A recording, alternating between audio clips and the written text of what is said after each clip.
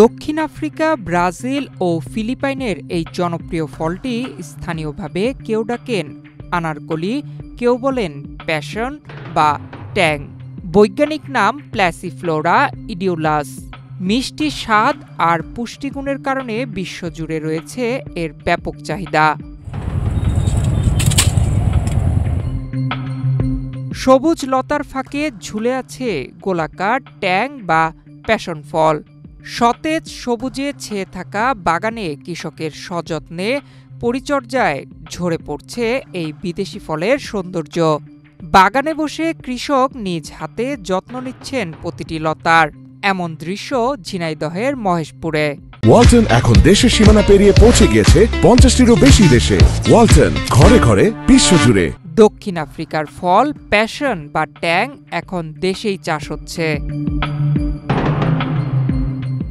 প্রথমবারের মতো বাণিজ্যিকভাবে এই ফলের চাষ শুরু করেছেন মহেশপুর উপজেলার পান্তাপাড়া গ্রামের তরুণ কৃষক মাহমুদুল হাসান স্ট্যালিন। 7 বছর আগে কৃষিকাজে যুক্ত হয়ে পেয়ারা, ড্রাগন, কমলাকুল, মাল্টাসহ নানা ফলের বাগান গড়ে তোলেন তিনি। পরে ইউটিউব দেখে আগ্রহ জন্মে প্যাশন ফল চাষে।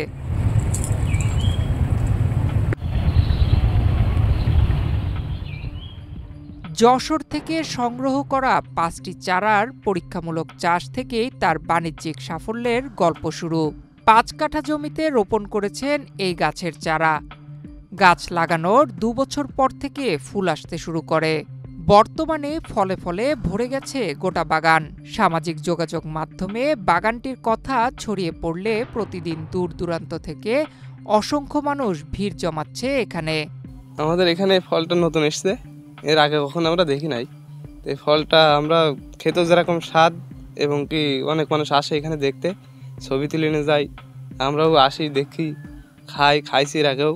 এই ফলটা যখন নতুন নতুন এসছে আমরা দেখার পরেই এটা বলছিলাম যে কি ফল। ভাই বলছে যে ভাই এই নামটা ঠিক খেয়াল আসছে না, তো এই ফলটা আমরা খাইছি, ভালোই স্বাদ লাগে।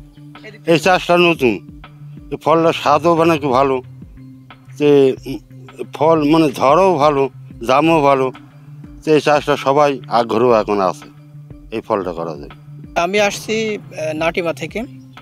আমরা এর আগে জানতে পেরেছিলাম যে এইখানে এই আনারকলি ফল বা ট্যাং এটা চাষ হচ্ছে, সেটা দেখার জন্য আসছিলাম। তো বইটা ঘুরে দেখলাম যে অনেক পরিমাণ ফল ধরেছে এবং সেটা খেতেও অনেক সুস্বাদু।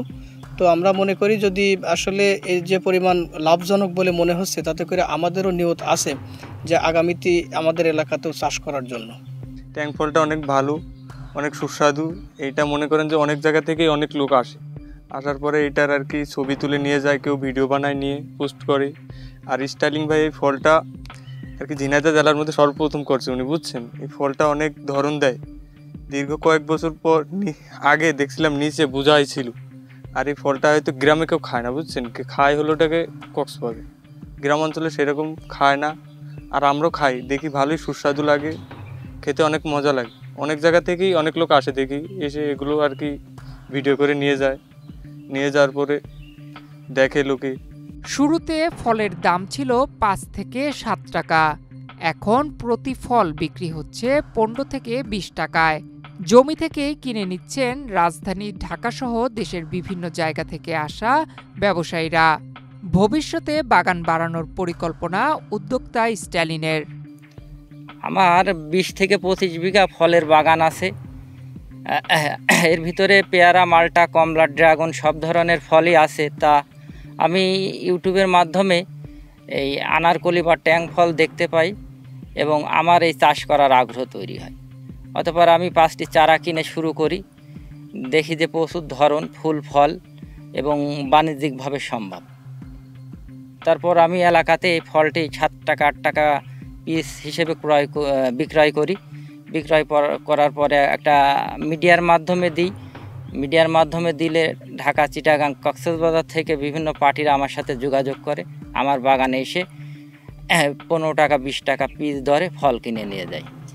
তা আমি মনে করি যেহেতু আমার সব রকম ফলের বাগান আছে, যেহেতু এই ট্যাং ফল বা আনারকলি এখানে কোনো সার লাগে না, কোনো কীটনাশক লাগে না, কোনো লিভার খরচ নাই, অন্যান্য চাষের থেকে আমি মনে করছি এই আনারকলি ট্যাং ফল অত্যন্ত লাভজনক।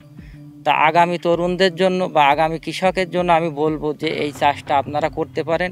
এটা কম খরচে প্রচুর লাভজনক একটি চাষ। আমার বর্তমান আমি 2 শতক দিয়ে প্রথমে শুরু করছিলাম ট্যাং ফল বা আনারকলি।